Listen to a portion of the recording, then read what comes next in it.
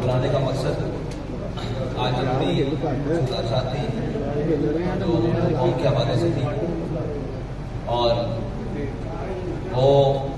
جو گزشتہ تقریباً 1 سال سے ہمارے اوپر حکمران مسلط ہے، جن کو رجیم چینج کے نام پر پاکستان کے اندر لانچ کیا گیا، اور جو اس وعدے کے اوپر آئے تھے پاکستان کے اندر کہ ہم اپنے کپڑے بیچ کر قوم کو سہولتیں فراہم کریں گے، انہوں نے اپنے کپڑے کیا بیچنے تھے بلکہ قوم کو جو فطری لباس پہنایا گیا ہے، یعنی کہ ماس اور گوشت، وہ بھی نوچنا شروع کر دیا ہے۔ اور جن کے دعوے بلند و بانگ تھے کہ اسحاق ڈار صاحب پاکستان میں آئیں گے اور پاکستان کی معیشت اس رو میں بہنا شروع ہو جائے گی کہ یہاں ہر کوئی خوشحال ہو جائے گا، یہاں 2 وقت کی روٹی لوگوں کو آسان ہو جائے گی، غریب خوشحال ہو جائے گا، لیکن غریب کی بدحالی اور زبوحالی اس نہج تک جا پہنچی ہے کہ وہ جماعت جو ایک دینی عقائد اور دینی اقدار کے حوالے سے اپنا موقف رکھتی ہے، اس کے ذمہ داران نے بھی جب قوم کا حال دیکھا اور اس نہج پر دیکھا تو انہوں نے بھی یہ فیصلہ کیا کہ ہم اپنی قوم کے ساتھ کھڑے ہوں، نہیں تو یہ قوم جس میں بہت سارا دم خم تھا اس کو بھوک سے مار دیا جائے گا، اور اگرچہ وہ جمہوریت کے نام پر مار دیا جائے اور اگرچہ وہ مفاہمت کے نام پر، لیکن ساری چیزیں قوم کو بالآخر بھوک فراہم کر رہی ہیں۔ اور اس وقت جتنے بھی آنکڑے ملائے جائیں، یعنی کہ آنکڑے ملائے جائیں اور جتنے بھی اشاریے اوپر نیچے کیے جائیں، بالآخر نتیجہ یہی ہے کہ قوم کو 2 وقت کی روٹی بہت مشکل ہے اور ان کا گزر اوقات بہت مشکل ہے، بلکہ کل جو ایک قوم کے سر پر آفت اور بلا نازل کر دی گئی ہے، جو پچھلے 2 دنوں میں منی بجٹ کے نام پر جو رہتی سہتی کسر تھی وہ بھی نکال دی گئی ہے، اور قوم جو آخری سانسیں لے رہی تھی بلکہ ان کی اب کفن بھی نوچنے والی بات ہے، اور اسحاق ڈار صاحب نے کہہ دیا ہے کہ اب جو مر گئے ہیں ان کے اوپر بھی یہ تو کفن اتارنے والی بات ہے۔ یعنی کفن چور حقیقت میں اگر کوئی آج کے دور میں دیکھے تو وہ ہمارے وزیر خزانہ صاحب ہیں، جنہوں نے اتنا عجیب بات کی ہے کہ مرے ہوں کو بھی سکون نہیں۔ پچھلے تو کہتے تھے کہ قبر میں سکون ہے، انہوں نے آ کر کہہ دیا کہ قبر میں بھی سکون نہیں ہے۔ اور یہ ان کی معاشی پالیسیاں ہیں کہ انہوں نے بجائے اپنے شاہی پروٹوکول اور اخراجات کم کرنے کے، بجائے کہ سرکاری اہلکاروں کی مراعات کم کرنے کے، بجائے کہ اشرافیہ کے اوپر کوئی بوجھ ڈالنے کے، انہوں نے آسان سا کام ڈھونڈا ہے کہ وہ بجلی، تیل اور گیس کی قیمتیں بڑھا کر قوم کا وہ بھی نچوڑ لیں جو باقی قطرے خون کے جسم میں باقی ہے۔ تو یہ بہت ساری طویل ایک داستان ہے، اس میں صرف آج کا نہیں، پاکستان کی عمر تقریباً 75 سال مکمل ہو چکی ہے، 76ویں سال میں داخل ہے اور وہ بھی کچھ ماہ تک مکمل ہونے والی ہے۔ 75.5 سال کا پاکستان جو ہے وہ آج 23ویں مرتبہ IMF کے دروازے پر پھر کھڑا ہے، اور پاکستان کے قرضے جو پچھلے 1 سال میں 23% بڑھ چکے ہیں، اور تقریباً آج کی جنگ اخبار کی رپورٹ کے مطابق تقریباً پاکستان 50,996 ارب تک مقروض ہو چکا ہے، اور اندرونی اور بیرونی جو واجبات ہیں، قرض ہیں، وہ ایک علیحدہ ہے، اور مہنگائی جو تھی وہ 12.3% تھی پچھلے سال، اور جو اب بڑھ کر 25.3%۔ یہ سارے اشاریے ہیں جن کو ہم حکومت ملائے، اپوزیشن ملائے، کوئی بھی ملائے، اور دنیا کا سب سے بہترین اکانومسٹ بھی ملائے، لیکن آخر بات یہ ہے کہ پاکستان کا غریب، پاکستان کے متوسط طبقے اور سارے طبقے پاکستان کے اس وقت مہنگائی کی صورت میں الجھ چکے ہیں، اور بے یقینی کی صورتحال یہ ہے کہ اب پاکستان کی منڈیاں ہوں، پاکستان کے کاروبار ہوں، تجارتی مراکز ہوں، ہر کوئی پریشان ہے کہ کسی بھی چیز کو استحکام نہیں ہے۔ رات 12 بجے تک ہمیں بھی اس وقت اس لیے جاگنا پڑتا ہے، رات 1 بجے تک، نہ جانے رات 12-1 بجے کے بعد کیا اعلان ہو جائے گا۔ اور اب تو IMF کی وہ ٹیمیں جو پاکستان کے نیوکلیئر پروگرام کی نظامت اور اس کی نگرانی کے لیے پاکستان کا دورہ کر رہی ہیں، یہ ایک بہت بڑی الارمنگ ہے۔ جو 2009 میں ایک خبر شائع ہوئی تھی کہ پاکستان کو معاشی طور پر اتنا مفلوج کر دو کہ اس کو اپنا ایٹمی پروگرام بیک رول کرنا پڑے۔ بہت ساری اخبارات کی وہ کٹنگز موجود ہیں آج بھی، لیکن پاکستان کو بالآخر ان نااہل اور ان ناہنجار ذمہ داروں، حکمرانوں پے در پے، اور جن کو 30 سال تجربہ کار اور اہل ثابت کرنے کے لیے باہر سے بھی بلایا گیا، اور قوم کے جتنے پنجابی میں ایک بات کرے چھترے بکرے تھے ان سب کو ایک جگہ پر اکٹھا کر کے کہا گیا کہ یہ قوم کو جناب بڑا لیف دیں گے۔ ان تجربہ کاروں نے جو قوم کی آخری جناب کڑاکے نکالے ہیں، وہ اس وقت قوم چیخنے سے رہی، اور اس حد تک شکنجہ کس دیا گیا ہے کہ اب اگر کسی غریب احتجاج کی طرف سوچتا ہے تو وہ کہتا ہے کہ احتجاج تو کر لوں گا لیکن شام کو اپنے گھر میں کیا لے کر جاؤں گا. اس حد تک قوم کو نچوڑ دیا گیا ہے اور اس حد تک قوم کو لے جایا جا چکا ہے. اس پر ہم نے کہا تھا کہ آپ نے جتنا بھی مہنگائی کی ہے آپ رک جائیں, یہاں پر پیٹرول کی قیمتیں نہیں بڑھائیں. لیکن انہوں نے بضد ہو کر اور صاف ظاہر ہے اپنی عیاشیت کور کرنے کی بجائے یہ بوجھ قوم پر ڈالنے کے لیے انہوں نے پیٹرول کی قیمت پھر بڑھائی ہے. اور اس میں ہمارا اعلان یہ ہے کہ ہم آپ کو پھر 72 گھنٹے کا الٹیمیٹم دے رہے ہیں اور ہمارا یہ آپ سے مطالبہ ہے فی الحال کہ آپ یہ پیٹرول کی دی ہوئی قیمتیں واپس لیں, ورنہ 72 گھنٹے بعد ہم وہ اعلان کرنے پر مجبور ہو جائیں گے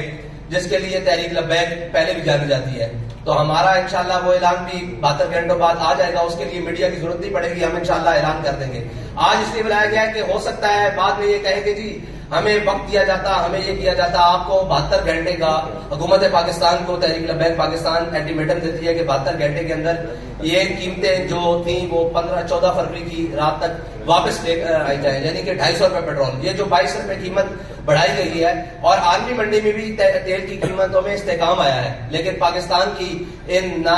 انجار اور نہ جو بظاہر تجربہ کار ٹیم ہے اس نے پاکستان کے وہ سارے معاملات, اور لوگ کہتے ہیں جی کہ خریدا ہوا مہنگا ہے. تو اگر خریدا ہوا مہنگا ہے تو آپ حکمران کس بات کے ہیں, آپ کو حکومت کس بات کی دی گئی ہے اگر آپ ریلیف نہیں دے سکتے؟ اور اگر آپ ریلیف نہیں دے سکتے تو یہ قوم کی جان چھوڑے. اور ہم تو انتظار کرتے رہے کہ شاید کسی کو اپنے اقتدار کے علاوہ قوم کے بھی خیال آئے, لیکن کچھ جیل کی جانب چل پڑے اور کچھ جناب قوم کے کپڑے اتارنے کی جانب چل پڑے اور قوم کو نوچنے کی جانب چل پڑے. اس لیے تحریک لبیک پاکستان نے فیصلہ کیا ہے کہ وہ میدان عمل میں رہ کر قوم کے ساتھ انشاءاللہ کھڑی ہوگی. ساتھ بھائی اگر 72 گھنٹے کا آپ نے فنانس منسٹر کو جو وقت دیا ہے, اب اگر نہیں ہوتا تو کیا پھر آپ کوئی نیا مارچ کرنے جا رہے ہیں یا کوئی تھریٹ ہے؟ جی نہیں, یہ تھریٹ نہیں ہے. ہم نے الٹیمیٹم دیا ہے, اس کے بعد تحریک لبیک اپنا احتجاج بھی ریکارڈ کروائے گی اور اپنا جو بھی اس کا اگلا لائے عمل ہے وہ اعلان کر دیا جائے گا. اس میں یہ ہے کہ ہم اپنے کارکنان سے کہتے ہیں کہ آپ قوم کے پاس جائیں اور ان کو بتائیں کہ یہ آپ کے مفاد کے لیے تحریک لبیک پاکستان نے اتنا بڑا قدم لیا ہے اور آپ ساتھ کھڑے ہوں, اور ہر شخص کے پاس تاجر, کسان اور ہر تنظیموں کے پاس جائیں اور ان جا کر بتائیں کہ جو بھی تحریک لبیک کی کال ہو آپ اس کے اوپر لبیک ہے. سب سے یہ بتائیں کہ کی لائن آپ نے بتا دیا کہ آپ کیا کرنے جا رہے ہیں, کیا اس طرح کے ٹرین کا قومی شاہراہ بند کریں گے یا کوئی اور اس طرح کا لائن بنا ہے؟ نہیں, ہم ہر وہ کام کریں گے, ہر وہ کام کریں گے جس سے قوم کو فائدہ حاصل ہو. سر ہم آپ کے پاس خبر لینے آئے, تھوڑا سا اشارہ تو بتائیں. جی آپ کو خبر دے کر جا رہے ہیں کہ 72 گھنٹے بعد آپ کو بہت بڑی خبر ملے گی. اور کوئی سوال نہیں؟ خان بھائی کیا آپ سمجھ رہے ہیں کہ موجودہ ملکی حالات میں جو اکانومی کی سچویشن ہے ان حالات میں پیٹرول مہنگا نہیں کرنا چاہیے گورنمنٹ کو؟ آپ کو لگتا ہے اس کے علاوہ گورنمنٹ کے پاس کوئی آپشن بھی تھی, کوئی ایگنا سے ڈیل بھی نہیں ہو سکتی؟ میں نے آپ کو قوم کے پاس, حکومت کے پاس